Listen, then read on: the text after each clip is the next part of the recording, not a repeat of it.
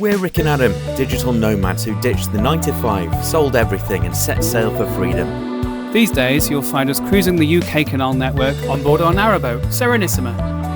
When we're not on the water, we're slow travelling across Europe and beyond. Living abroad, crossing oceans by ship, and embracing life as remote workers and explorers. Subscribe and join us on board and abroad.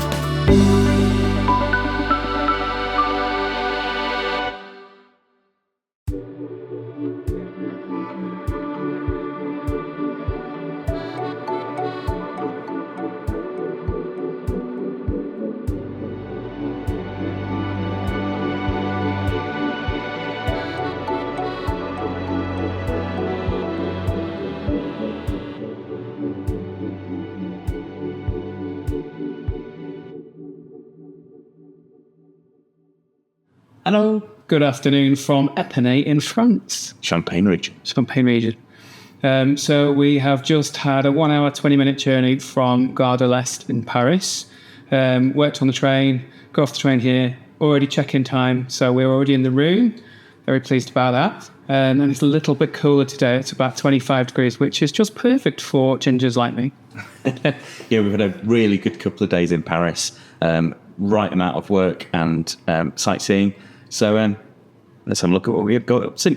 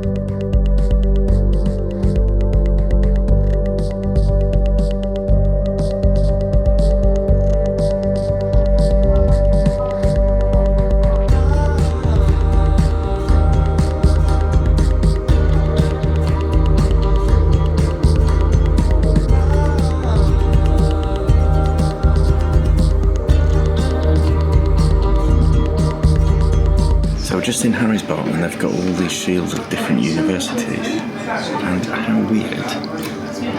We sit down right next to this one.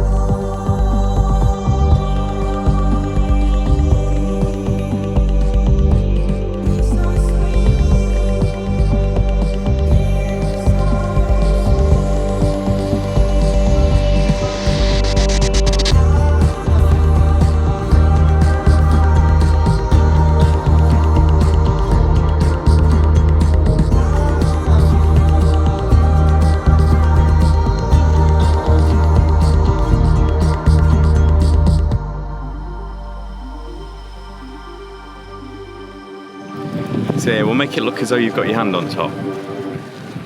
Hang on. Nearly. Try again. Yeah, that's it.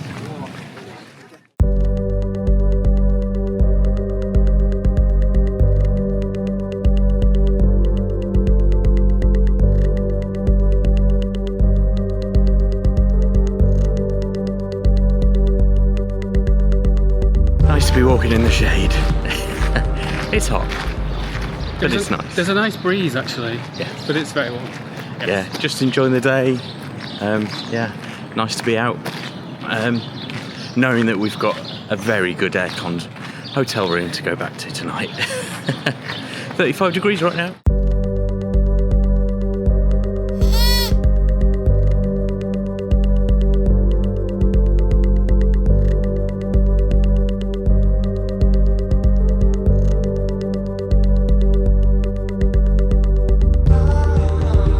always find ourselves near water. Always. There's a storm brewing. It's due to land in about half an hour. So just enough time to find somewhere to take refuge, I think. I think we should go and find somewhere that will serve us some refreshment while it's raining. If you insist.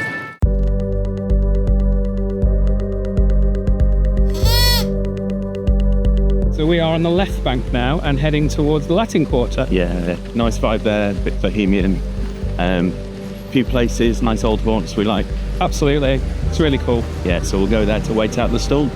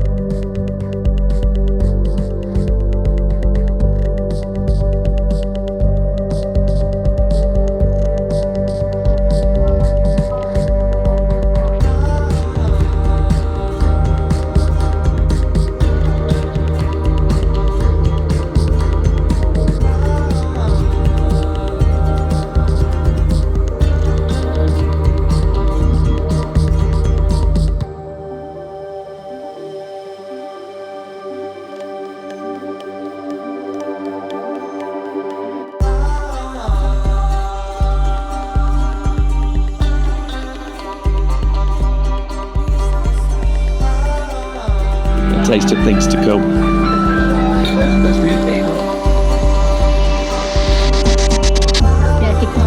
Notre Dame has no scaffolding on it for the first time in years. I can't remember the last time I saw it without scaffolding on after the fire. Good to see. Looks incredible.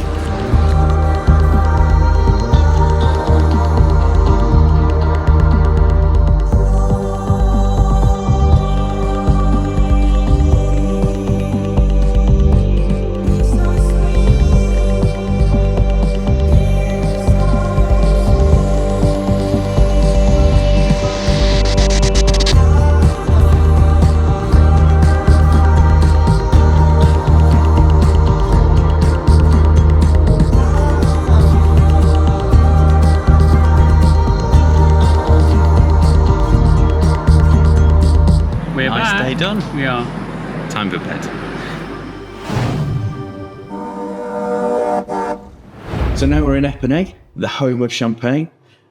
So we're going to spend 3 nights here, and we're actually meeting up with some friends. So that should be interesting. Dangerous. They like champagne as much as we do. So now join us for a couple of days of champagne and sightseeing in Epernay.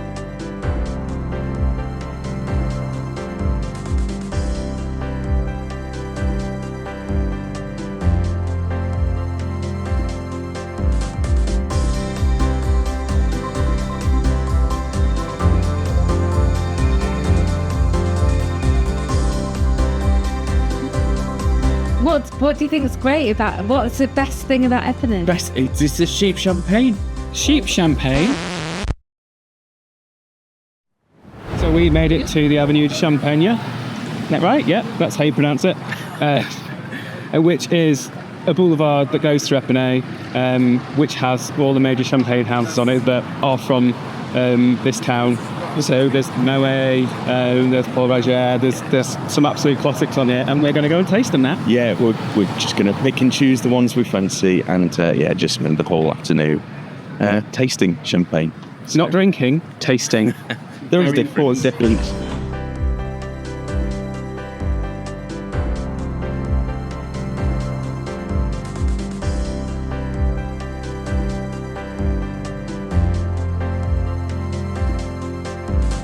The month that started it all, Dom Perignon. After the usual method of creating wine by adding yeast to grape juice, Dom Perignon then decided to add more yeast and some sugar to the base wine into the wine bottle itself, creating bubbles and champagne.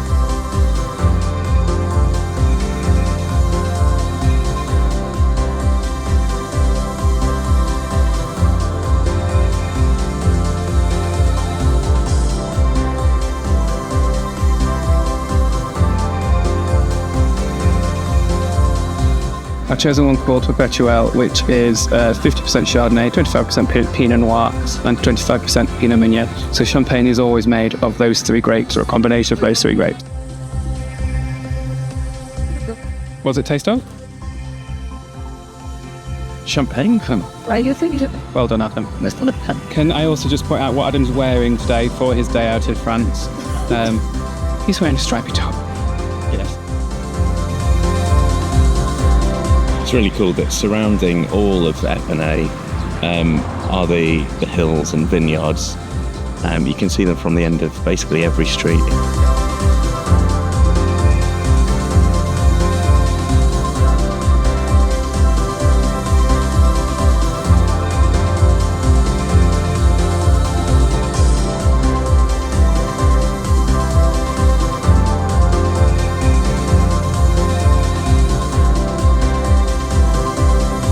It's a bit hot. You'd hot shouldn't. Yeah, and it's not peaked yet. It hasn't peaked yet. However, 3 degrees to go up. however, we're just about to go and visit some actual caves. So we're reliably informed that they are About 10 degrees. 10 degrees, unlike 30 degrees there. Fine, we've got time. Really good value tour price. €35 each, and you get the tour of the caves and 3 glasses to taste afterwards. Eugene Mercier, founder of this champagne house, commissioned the world's largest wine barrel. This enormous cask, taking 16 years to build and holding 200,000 bottles, was famously transported to the 1889 Paris Universal Exposition. It became a major attraction, second only to the Eiffel Tower. You can take the lift of your choice now.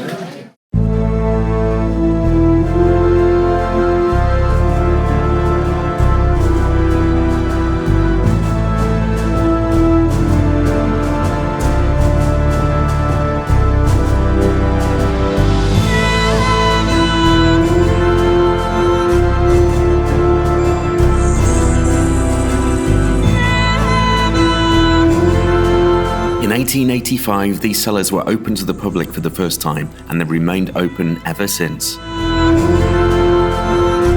Back then, they used a horse-drawn carriage to tour around the cellars, but now it's a driverless, laser-guided train.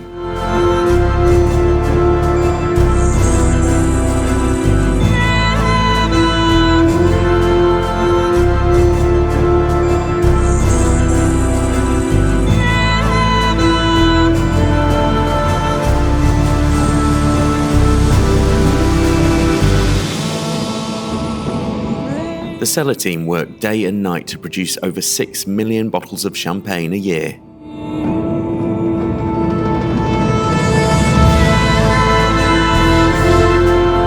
Eugene Mercier placed some of the great artworks of his time in the cellars so that the cellars became a museum in itself.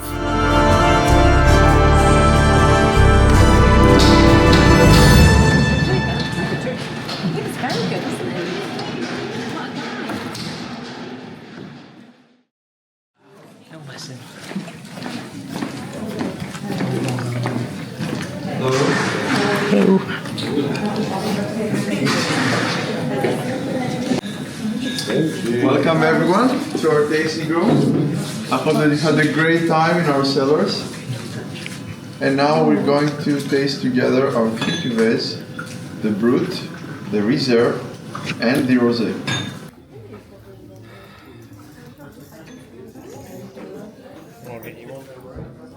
My favourite so far today. This is probably my second favourite so far, but we're about to taste another 2 in here, so I will update it. Something simple, more complex.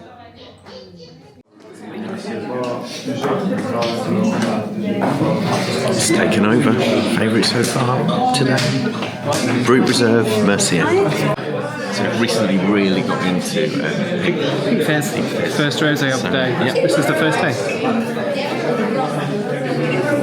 Oh, that's nice. It's really cool that this one has the vines right behind the place where you go and taste them, like behind the factory. Yeah, you don't normally see this. Normally the vineyards are spread out throughout the region. It's a really good tour actually, just the right amount of kind of interaction and tasting, which is what we like. So now, walk back down the avenue and see where we end up.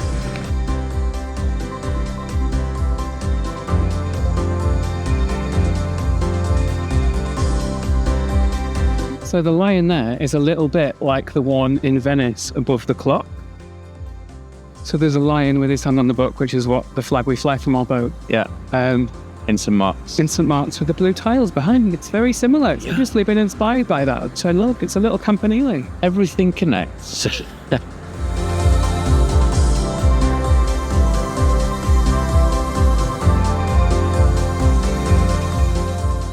couple of years ago, came here, had probably the best tasting champagne of our trip.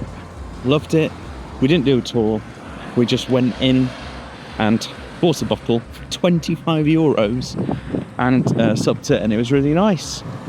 Gone in today. Apparently, no, not allowed to do that anymore. So, yeah, she suggested that we could buy a bottle and drink it in a park. Nah. We'll just go and find a different house. Never mind.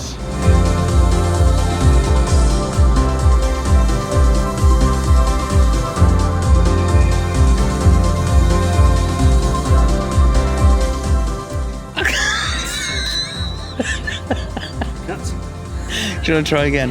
Yeah.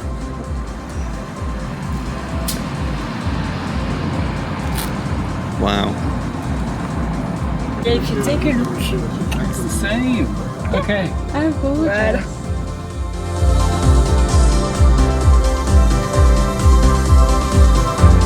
gorgeous. Again, it's beaten the last for me. So, do you think it's coincidence that every glass is my new favourite? No, it's not. No, it's not okay, really.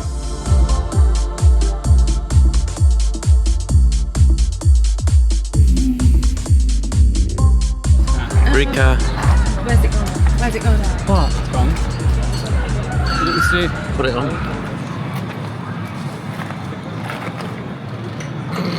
Oh.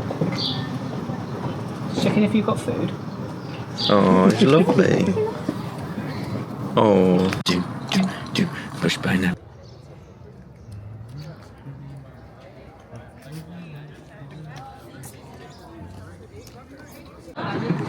Are you tasting? I love the fact that all the planting in this garden has been laid out, so everyone's got their own little nook. So every table is completely secret with bushes on all the sides, so you can be all on your own. It's lovely. So Sean and Katie are getting married in a couple of months' time, and when they heard we were going to Epernay, they wanted to pop along To choose their wedding champagne. They've always wanted to come here anyway, so that's what they were doing today, and they've found it. So, Sean, you've chosen it. What will it be? So, we've done our tour of the avenue. Yeah. And what have you gone for? We've got Perrier-Jouet. Perrier-Jouet. So, yeah, the last house we went in. Not tasted the best because it was the last one we tasted. Yeah. No. Yeah, so you've ordered a case. Two cases. So 24 bottles on the way to the UK for the wedding in a couple of months. Says.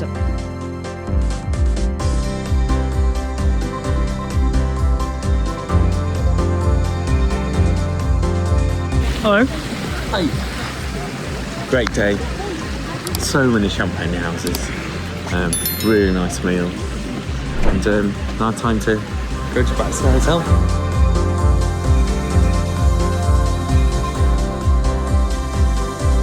Cheap champagne.